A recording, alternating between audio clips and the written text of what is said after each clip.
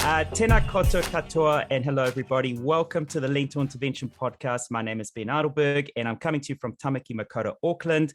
Tēnei ka mihi ke te mana whenua o Aotearoa, and we acknowledge the local tribal authorities of New Zealand.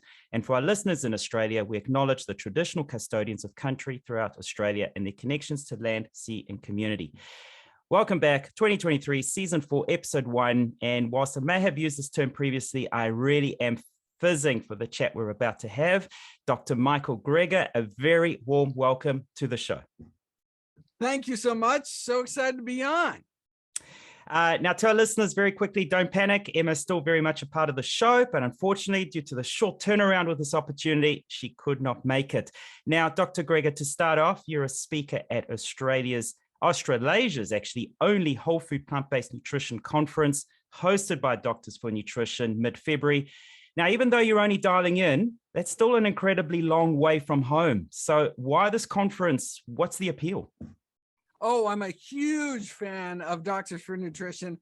I've been desperate to come out there in person for so long. One of these days I will do it. There are now laptops in the market with a battery power long enough for me to keep me going the entire flight. So we were finally there.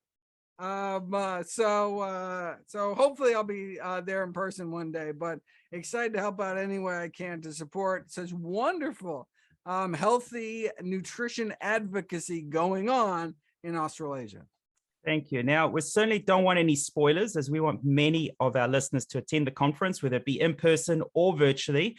But your presentation will be on weight loss, a topic that is becoming increasingly more prevalent in a society with increasing numbers of overweight, obesity. Could you please provide our listeners with an overview of what you'll be covering? Well, you know, with so much nutritional noise and nonsense these days, I just wanted there to finally be, really an evidence-based diet resource. And so I wrote a book, How Not to Diet, cite literally thousands of studies, digging up every possible, tip, trick, tweak, technique proven to accelerate the loss of body fat, to give people every possible advantage, and basically build the optimal weight loss solution from the ground up. So this talk I'll be giving is actually based on that book, and give some highlights and encourage people to attend and check it out. Okay.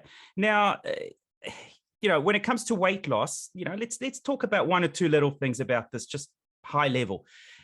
Could you please explain the difference between subcutaneous fat and visceral fat? So basically for our listeners, the fat under the skin versus fat in our organs, because this is quite important when choosing a weight loss method, isn't it? Yeah, no, absolutely. So the superficial jiggly fat that you see in a mirror under your arms, on your abdomen, that is actually the benign fat. That is not the metabolically dangerous fat. It's the visceral fat, particularly the deep abdominal fat. So this is under your abdominal musculature, infiltrating and wrapping around your internal organs. So the fat in your liver, for example, that would be visceral fat. And that is the fat that's most dangerous in terms of increasing inflammation and your cholesterol and triglycerides and insulin resistance.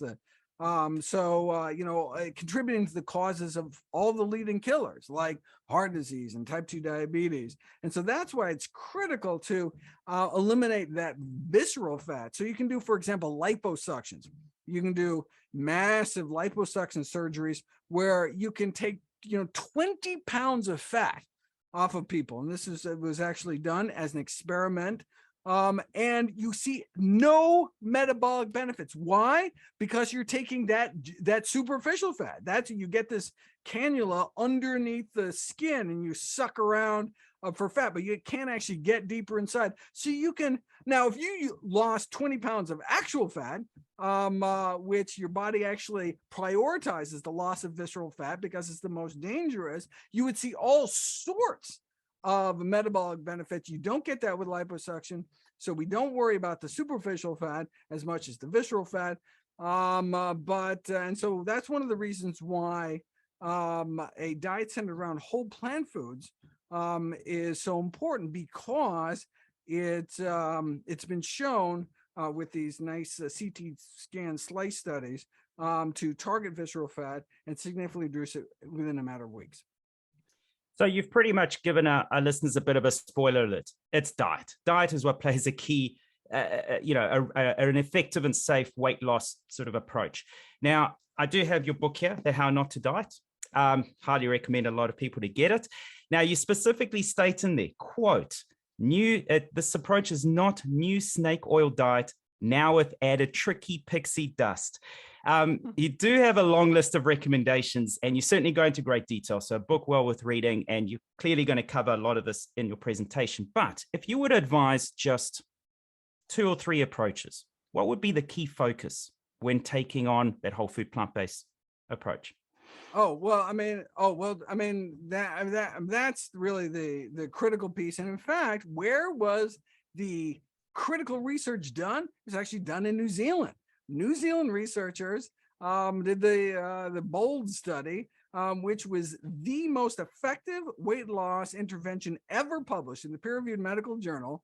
This was that didn't require that have enforced exercise or restrict portions, so people can eat as much as they want without added exercise. No other diet on the planet was able to reduce body fat as much as a whole food plant-based diet. What do I mean by that? I mean a diet that minimizes the intake of meat, eggs, dairy, and junk, and maximizes the intake of fruits and vegetables and whole grains, legumes, or beans, split peas, chickpeas, and lentils, nuts and seeds, herbs and spices, mushrooms, basically real food that grows out of the ground. These are our healthiest choices, and also the choices that will best enable us to control our weight. That's right. So the broad study you make reference to, Dr. Luke Wilson being one of the co-publishers, we have actually interviewed him on. He was actually our very first guest way back when we started with this podcast, and we can, our listeners can certainly go back and listen to that episode in a little bit more detail. Now, lifestyle is still, in general, an important component of well-being. You're on your treadmill right now. You're moving. Being physically active is important.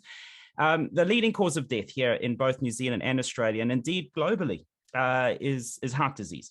And you often remind us that our leading cause of death can be reversed with diet and lifestyle changes alone. So you've already spoken a little bit about the diet, but when it comes to lifestyle measures, what else would you consider important? Well, so the seminal study in this area is the Lifestyle Heart Trial, published in 1990 in a journal called The Lancet by Dr. Dean Ornish and colleagues. And he used this whole food plant-based diet and lifestyle approach. So included exercise, but it turns out the control group didn't exercise any less than the group that was told to exercise. So exercise wasn't a component, and also did a kind of a stress reduction component as well. And so the question is, well, what role might that have played? Subsequent research done by Dr. Caldwell Usselson out of the Cleveland Clinic suggests that it was just the diet. So he didn't do the exercise component, the stress reduction component, just did the whole food plant-based diet, a low-fat whole food plant-based diet, and was able to get the same kind of remarkable reversal, opening up arteries without drugs, without surgery, just this plant-based diet. And so it really does seem to be the food, and that's because, it should become no surprise, but what you're doing is you're decreasing your intake of saturated fat, dietary cholesterol, trans fats, which is what increases your LDL cholesterol, which is a primary risk factor for cardiovascular disease. And you're also cutting down your sodium intake by cutting out or reducing processed foods, which is critically important, not only for heart health and brain health, but kidney health as well. Okay, so let's pivot a little bit back to the diet component. You, in your first book, which I also have here, How Not to Die, you make very popular the concept of your daily dozen. Now, of course, when adopting a whole food plant-based way of eating, that's a great starting point. It's a checklist. But how important could that also be for those that choose not to completely abstain from animal-based products? So in terms of making the start of important changes, that daily doesn't really still does stand, doesn't it? It's still absolutely right. So it's just a way to encourage people to include some of the healthiest of healthy foods in their diet, regardless of what they're eating the rest of the time. Now, the hope is at the end of the day, the healthier choices will kind of crowd out some of the less healthy choices. But if all you did was just add some of these really healthy foods to your diet and not take away anything, you would significantly benefit. Absolutely. So really the key message here is it's not necessarily about what you're removing, it's what you're including in your diet. Both very important, but and that really brings the point of, we're not talking about a vegetarian diet, a vegan diet. These, I mean, as a physician, what those terms mean to me is what you're not eating. That just tells me what you're not eating. Are you actually eating vegetables? I mean, you can imagine eating a terrible diet of Coca-Cola and potato chips or something. Oh, vegan, but you're not actually getting healthy foods into your diet. And so that's why I prefer this whole food plant-based diet. Oh, you're actually eating real food. I mean, that's as a medical professional, it's more informative to me. So yeah, that's a critically important factor. It's not just about what you're removing from your diet, but also the foods that you're eating. Everything we put in our mouth has an opportunity cost. Everything we put in our mouth is a lost opportunity to put something even healthier in our mouth. So I mean, it can even come down to something like, every bite of a banana is one less bite of blueberries. Are bananas good for you? Of course, but blueberries are better. So if you got to put one thing on your oatmeal and you have the access to some blueberries, that would be better. We can all, kind of ratchet up the quality of our diets by making healthier choices. You have previously said that the most ethical diet just so happens to be the most environmentally sound diet and just so happens to be the healthiest. Now, this is such a poignant statement for us here at the Lento Intervention, as we regularly remind our listeners that our personal health is inextricably linked to the health of our planet. Now, do you personally see this angle perhaps being even more relevant now in terms of the climate crisis that we're in, and perhaps a way of engaging even more people to adopting a whole food plant-based way of eating? Because, for many, if I'm not unhealthy, why should I change what I'm eating? I'm fine. Look at me. I'm not overweight, and until it happens, and then someone's forced to make that change. So, the environmental aspects, I mean, that's quite relevant now. I think particularly for the youth, so when I give talks to young audiences, they don't, their eyes kind of glaze over when I talk about heart disease, even something like breast cancer. And so for them, I'm talking about, eating to reduce acne or increase athletic performance, or, some of the things that they kind of care more about. But, many young folks these days, what really drives them to improve their diet is concern for the climate, or for, the polluting activities of animal ag, or for animal welfare, some of these other reasons. And so look, as a physician, I don't care how people get there. I don't care if people think that, Martians are beaming, messages to say, eat your kale. Whatever gets you there, I'm down. And, whatever message will, bring people in to get healthier in the end. But with the caveat that, people that just do it over concerns about animals may be going for that vegan junk food. So that if switching from regular donuts to vegan donuts is really not going to do your body much good. And so if you just care about animals, guess what? You're an animal. Take care of yourself and eat healthy, so you can live a long, healthy life and help lots of others. Speaking of a long, healthy life, how not to age, the title of your next book. Now, I can't hold that up because that's not yet available, but apparently, I believe, near the end of this year. Now, that title, is that a tease, or can we forever stay young? What can we expect from this book? Really excited to be out, at least here in the States, December 5th. And so it's on all the new longevity research. So it'll be very similar to, so for example, How Not to Die was just, 15 chapters, each of the 15 leading causes of death, talk about the role diet may play in preventing, arresting, reversing. Here, I start out with the various pathways of aging, and talk about what role diet may play in kind of turning back the clock.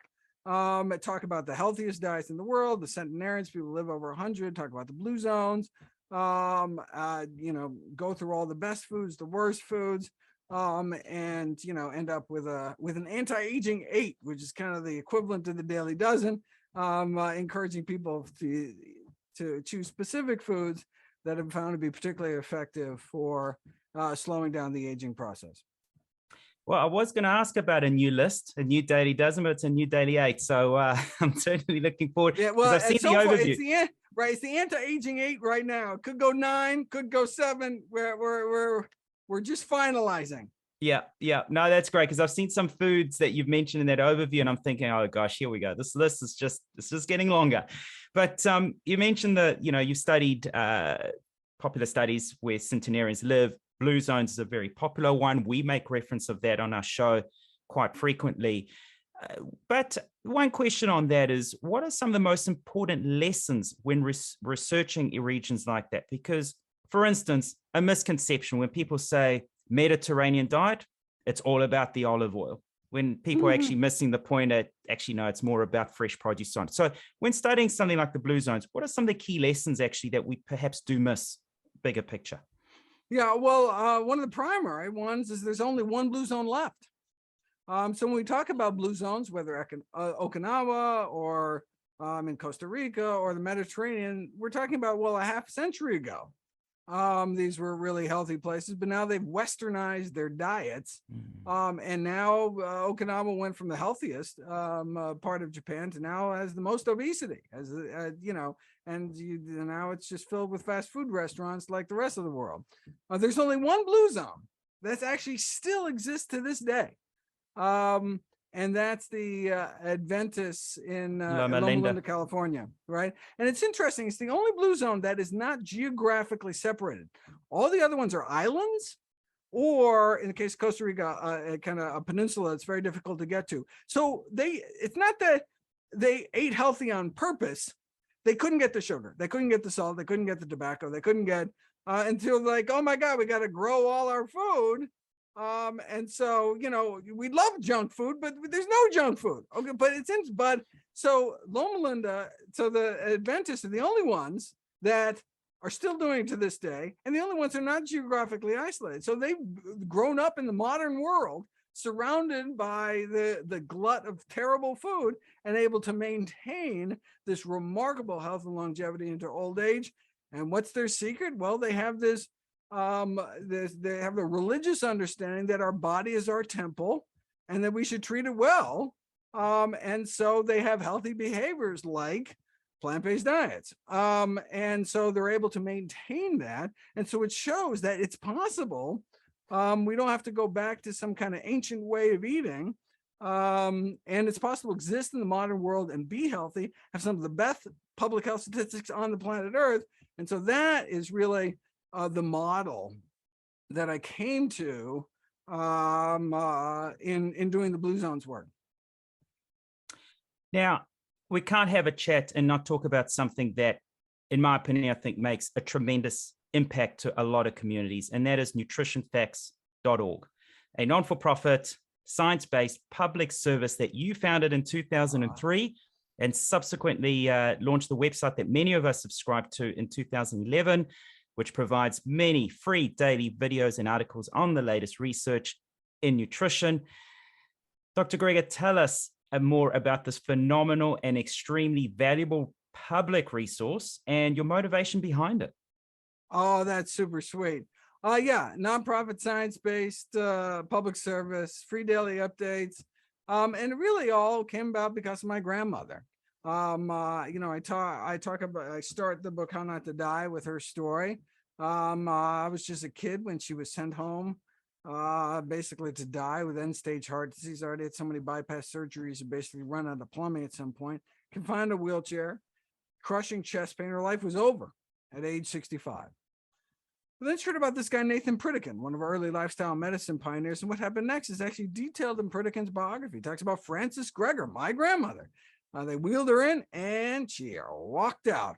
Though she was given a medical death sentence at age 65, thanks to a healthy diet, was able to enjoy another 31 years on this planet till age 96 to continue to enjoy her 6 grandkids, including me. So that's why I started nutritionfacts.org. That's why I, went into medicine, went into lifestyle medicine, why I wrote How Not to Die, why all the proceeds from all my books are donated directly to charity. I just want to do for everyone's family what Pritikin did for my family.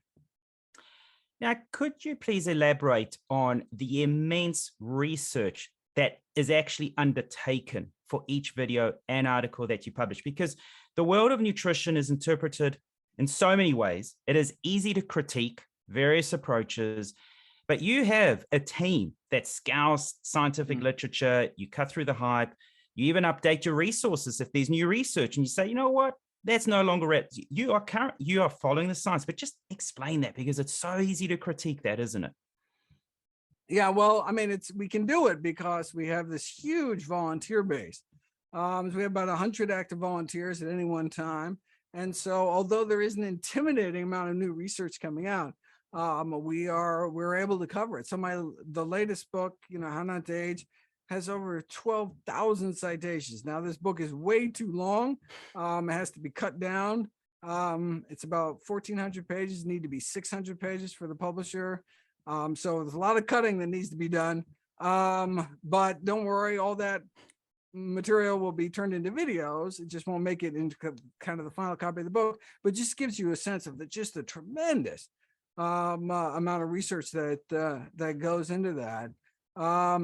Yeah, I mean, it's a team effort. We have a full-time fact checker that goes through everything. We have, I mean, it's a huge endeavor, but we're talking about life and death decisions. What we feed ourselves and our family are some of the most important decisions we can make in our lives.